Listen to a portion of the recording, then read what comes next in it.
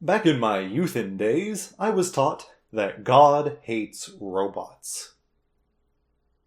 Let me start over, that came out weird. So, back in the days when I was trying to beat that impossible goddamn roller coaster level in Marble Blast Gold, I was part of a confirmation class alongside some of the older kids at church, led by the pastor, my father. See, the church wanted us to understand the theological core of the beliefs before we swore fealty before the gathered congregation. The spiritual terms and conditions, if you will. Turns out you void the warranty if you tell people that Jesus was the ultimate submissive. In my defense, he went and took all our sin all over himself at the same time. That's sub-behavior, my friends. To be fair though, he's also into dishing out discipline and is quite skilled at using a handcrafted whip, which is pretty dumb. Fine, I'll meet you in the middle. Jesus is the ultimate switch. Remember his safe word, forsaken. Other than telling us not to blaspheme, whoopsie, the core lesson was one of human free will. My dad would tell an anecdote about why it's so important. Imagine your dog. Your dog loves you. Your dog doesn't have to love you. It chooses to love you. Now imagine a robot dog. It's programmed to go through actions that may resemble love, but it doesn't really love you, so that doesn't count, even if it is designed to look like black-suited Spider-Man from Spider-Man 3. Humans are the dogs in this metaphor, and God is you in this metaphor, and the robot dogs are humans if we didn't have free will, and God thinks your love is worthless if you don't choose to love him, doubly so if you look like the black-suited Spider-Man from Spider-Man 3. There are a few problems with this scenario. For one, the robot T-Rexes are considerably cooler than the robot dogs, and the metaphor did not account for them. If your parents got you the robot fish, it is them who do not love you, for the record. For two, let's look at the claim, your dog chooses to love you. Do they though? Let's look at my dog Azula. She clearly loves me, but is that really a choice? I feed her, I play with her, I give her a monthly allowance to buy lottery tickets as we work on rehabilitating her crippling gambling addiction. Obviously, prime conditions for her to love me. She's never been mishandled or abused by anyone. Would she still love me if, say, I locked her in a room and forced her to watch The Big Bang Theory? Bazinga! Probably not. That's fucked up. That certainly wouldn't be a choice, though. That would be in response to external stimuli. Azula's default state is honestly love. She automatically goes into friendship mode anytime we have a friend or family member over. She greets strangers in the dog park like they were comrades in a past life, and literally the first time we met her, that's right, nothing but love. Also piss. She pissed on my wife. Lovingly, though. If any of this was really chosen, I'm going to need to see some empirical evidence.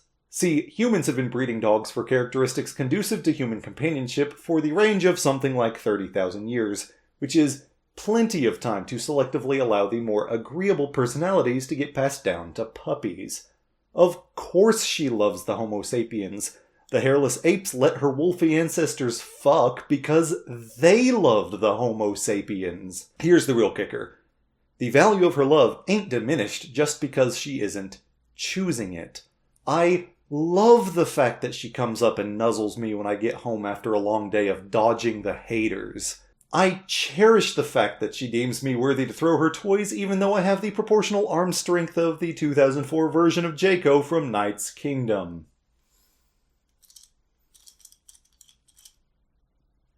Don't ask where his other leg is, I do not know. It doesn't really change if you look at things from the robot angle.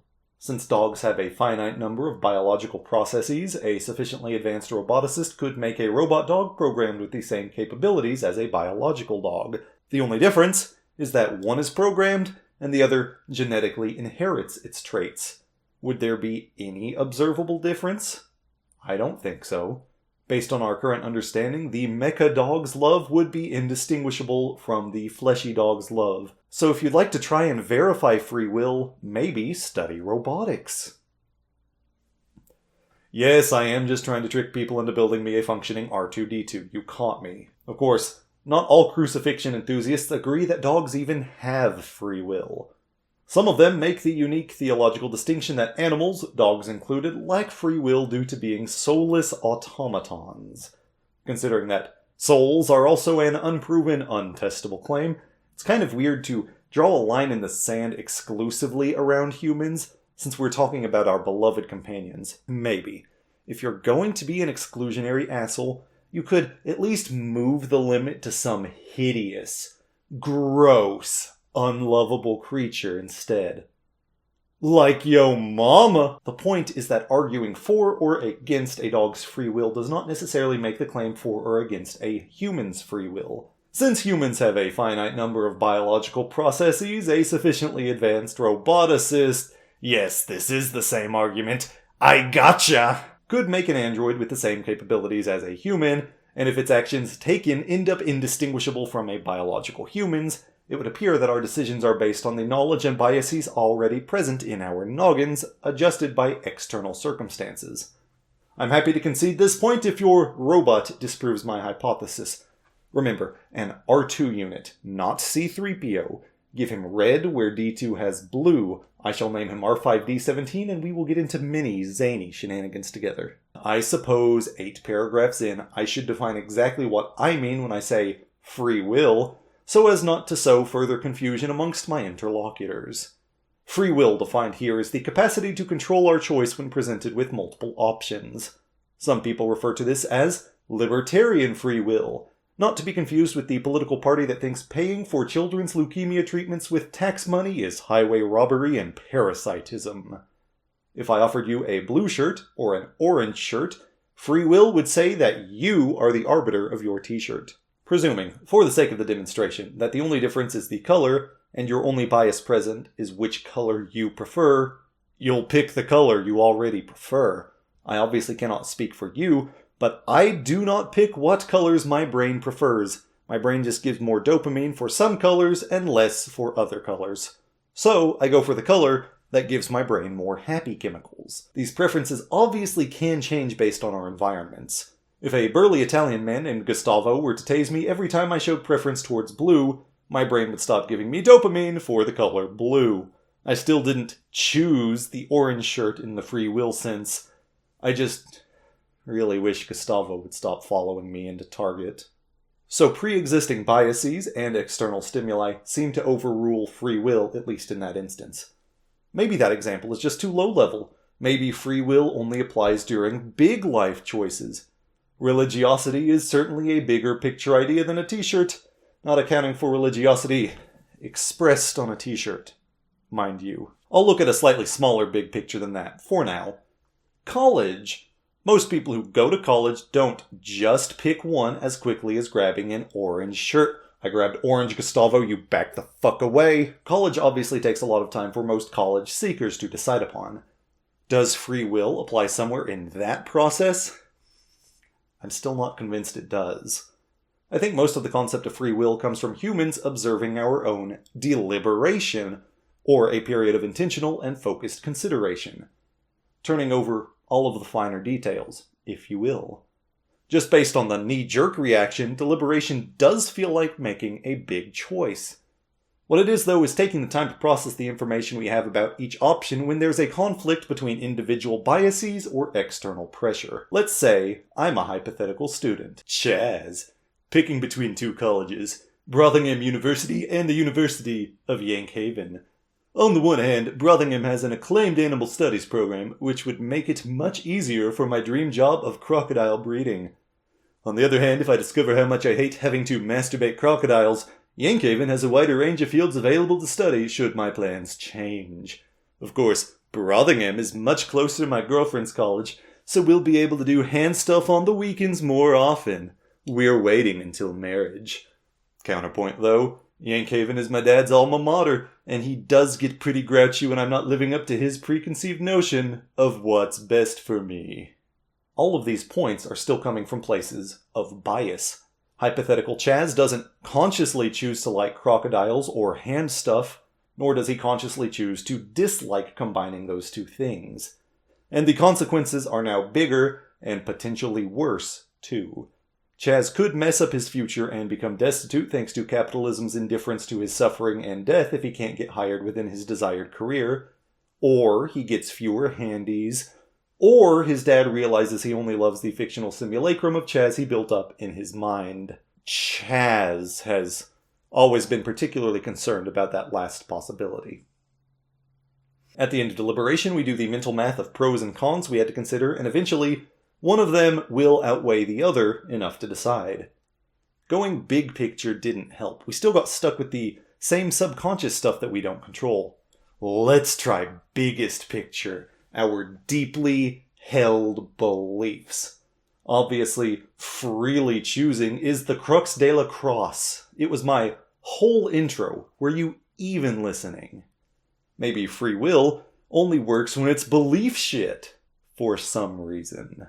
Believe in Bigfoot. Right now, I want you to believe in the redneck Yeti. If you already believe in Sasquatchies, the plural of Sasquatch, imagine something you don't believe in, like, I don't know, a sexy snake woman or something. And then believe in that instead. Do you believe it now? No. Interesting. You couldn't consciously choose that. Now, if there were something external, let's say your parents taught you from the age where they had to help you understand reality, because you were small and your brain wasn't developed, that Sasquatch is real. And just to make sure the point sticks, they also teach you that Bigfoot will beat you the fuck up if you doubt him. You'd likely have a different default belief. But now you can't consciously not believe that on just a whim. You'd still need additional conflicting information to potentially deliberate into a new viewpoint. Big picture just isn't working. Let's try smaller picture and look at something comparatively small.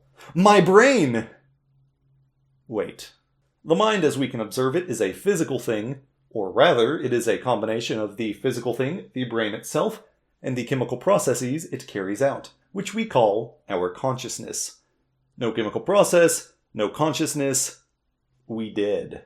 Chemical reactions produced under the exact same conditions happen the same way any given time. Bleach and ammonia are not douchebags choosing to become mustard gas because they think you're a punk-ass bitch. They do that because that's how, their atoms and molecules and shit slap into each other or whatever. Now, I'll be fair, the brain is much more complex chemistry than one single reaction going on. I'd wager that there are at least 7 chemistry thingies happening per minute in our brains.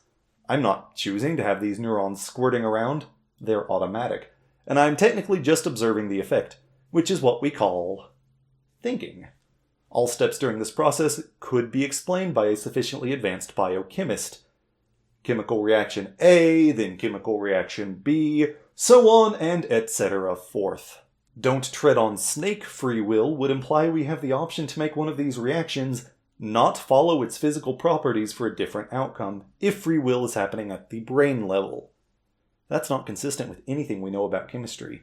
So let's go even smaller. Atoms. Are they choosing things? I've seen people claim that quantum mechanics prove free will because of the uncertainty present in quantum mechanics. Now don't get me wrong, I'm no quantum physicist, but I'm also no chemist, no roboticist, and I'm only a philosopher in the sense that I'm philosophizing, or whatever, right now.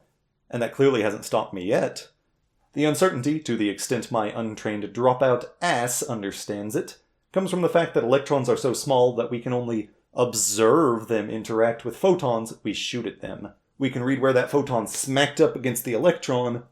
We don't have the location it came from, and the electron isn't there following, because the photon just bitch slapped it in some other direction.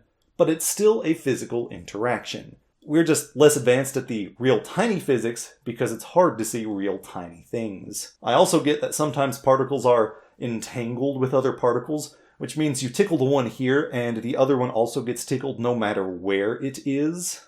But that just kicks the can further down the cosmic road, because my next request is unconcerned if the particles are here or way over there or both. Please demonstrate to me how subatomic particles, which also behave separately from our conscious control, could carry, transfer, or otherwise allow free will. Even allowing the possibility that uncertainty goes beyond playing billiards with electrons, which is certainly plausible, because again, uneducated. It's all just sub-atoms doing their thing, unless direct, testable, verifiable, peer-reviewable, repeatable evidence can show quantum mechanics directly allowing free willium, and that concept would have some weird implications. Would that imply anything made of atoms has free will inside of it? Is this rock guilty? It would be hilarious if this rock were guilty of, like, tax fraud or something. That's the real reason free will is whack. Not the rock thing, also not the tax fraud thing, per se. It's the laying blame thing. Free will, whether real or not on any level of human existence, is frequently used as an excuse to enforce suffering. How often have you heard arguments like, "We shouldn't help poor people. They are poor because of their choices, and if we help them, freeloaders will just choose to be poor." How about, "We shouldn't rehabilitate criminals. They chose to do crime and deserve the consequences." Maybe even, "I don't respect your sexual orientation or gender identity. You chose wrong, and I'll only respect you when you choose what I already approve of." Free will is one of the sharpest swords in the arsenal of oppressive status quos. It's a tool of control. Just lay the blame of systemic failures on the consequences of personal choice. Look a victim in the eye and say, "You're gay and homeless. Guess you shouldn't have picked Brawlingham University with its woke classes and safe spaces." Play the blame game of your fault, and you can ignore any social and economic factors it's not profitable to fix. It's not that LGBTQIA individuals are at higher risk of becoming homeless due to family members or other support structures cutting them off just for existing in a way they don't like, or that education costs have skyrocketed, handing predatory lenders a practical monopoly while higher education is becoming the bare minimum just to get considered by many exploitative, underpaying jobs in the first place. Nope. You just done fucked up by picking the wrong school and liking penises. Douchebags looking to hold on to power or money know that they are blocking people from happier, healthier lives. Their greed wins out. Personally, I don't care whether they free-willed into cutting off people's access to better lives, or if they ended up there because the human subconscious literally cannot process how pointlessly excessive owning billions of dollars actually is. They are creating active harm, and they're using free will to deflect the blame right back at their own victims. My pre-existing biases are tired of sitting idly by, so I've decided to put together a sassy think piece on YouTube. That'll show them. Obviously, my video's main goal is making Jeff Bezos cry, and maybe even throw up just a little from how hard he's crying. But it doesn't have to stop there. I'm begging you, yes, you, specifically, I can see you watching. You look nice today. To remember that people are only going to make the choices they have available. Support programs that will improve people's quality of life. Support rehabilitation instead of incrimination. Don't support dick waffles out there scapegoating someone else for personal profit. If people don't have the true capacity to control, then stop blaming them like they did. If people can only make the choices their environment allows, and we could give them an environment where they can thrive but neglect to do so, their suffering is our failure. Okay, quick confession. I actually knew where Jayco's leg was the entire time. I even have the 2005 version I could have used if a missing leg were even an issue. Honestly, my brain is just hardwired to find the joke funnier if he's missing a leg. Also, my dog doesn't actually have a gambling addiction. That was just a punchline too. The orange shirt? Not from Target. Target didn't have any orange shirts that I could find. The rest was all true. Except the college stuff, but I already pointed out that stuff is just hypothetical. That was all just Chaz. Mostly, I'll never tell. Let's be real. If I'm right, that means that this video was inevitable. This was never a choice I could have avoided. The universe led up to this moment. Like and subscribe. You have no choice.